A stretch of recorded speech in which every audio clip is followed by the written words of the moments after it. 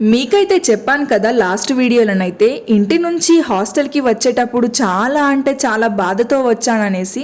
దాని నుండి బయటపడడానికి నాకు 2 days పట్టింది. అంతలోనే నేను క్యాల్సి మర్చిపోయానని గుర్తొచ్చేసింది. ఇంకేంటి ఒక సాక్ అయితే దొరికేసింది ఇంటికి వెళ్ళడానికి అనుకొని.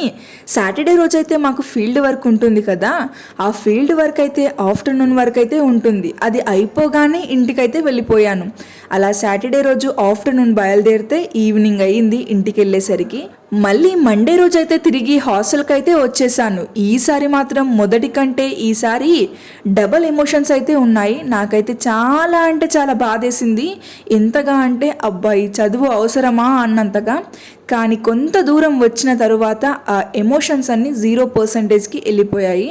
0 కాదు, ఇంకా అంతకంటే తక్కువగా వెళ్ళిపోయాయి. హాస్టల్కి వచ్చేసరికి ఎలాంటి ఎమోషన్స్ లేకుండా తిరిగి హాస్టల్కి అయితే నేను చేరుకున్నాను.